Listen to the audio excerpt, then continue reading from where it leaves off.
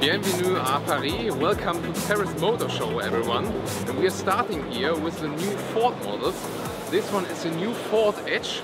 It's a big SUV which is already available in the USA. So you know it, all the friends from the US. But the first time it will also come here in Europe. This is a very interesting piece. Why? Well, Ford so far has the Ford Kuga in Europe, the compact SUV. And also the new Ford EcoSport, that's this very little SUV. And now the SUV line up in Europe is complete with this big fella. And it's a very interesting car. Why? Well, with this one they really want to attack also the premium segment. So they also want to attack some of the BMW customers, maybe who would buy a used BMW, might also go for this one as a new car then. It might work because it looks kind of premium. The name Edge is also quite true, I think, because it looks partly angular at some points here, but it's a very strong appearance, I must say. And also the interior looks quite nice. There are also some technological factors which are quite interesting here. For example, at the front we got a grille which is kind of opening and shutting for the air intake, so you can save fuel. So it's only open when you really need the air intake, for example. Then on the interior we got a noise cancellation technology.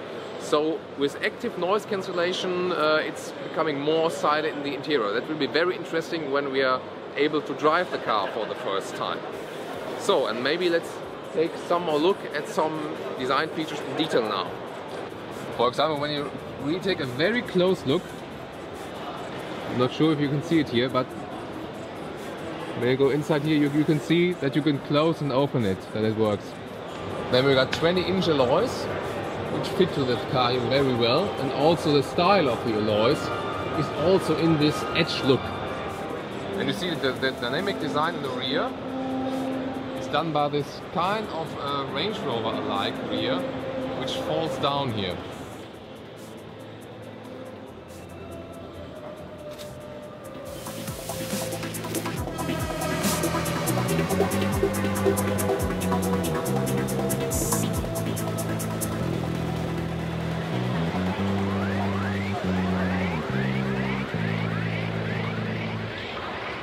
My impression here from the interior, basically it's good, it looks nice, but I must say, at least from this first car here, it cannot really catch up to the premium competitors.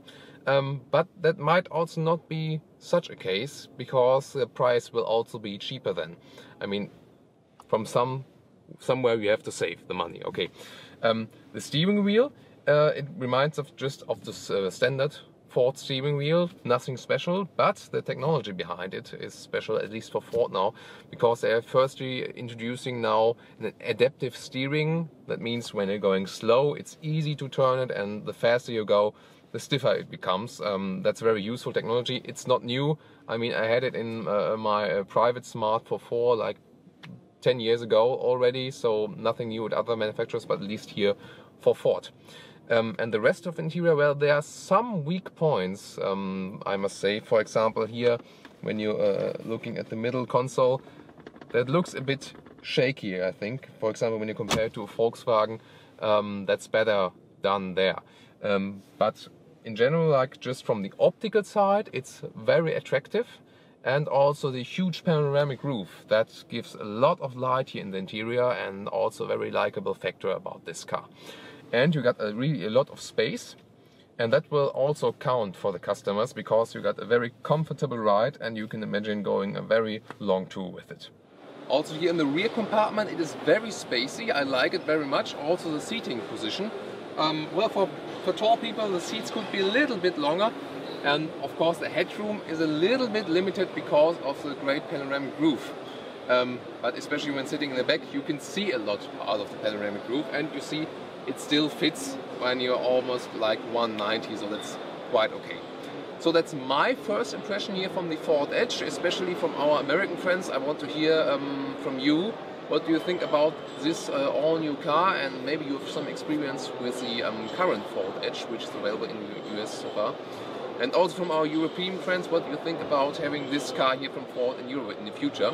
And now let's hear some more details from the Ford officials. We also have talked to them what they think about their car.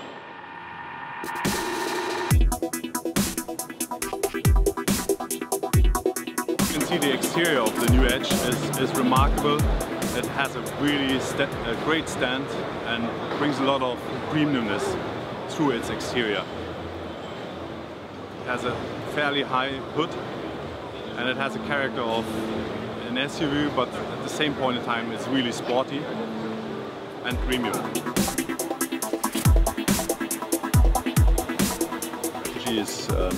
It's our new SUV, a new which we bring into Europe. The Edge is already available in North America, the previous model, but next year we'll bring this to Europe.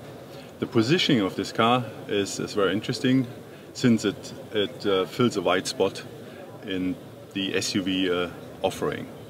The interior is larger than the classical SUVs which you can find in the segment where the current Cougar is, or other competitors.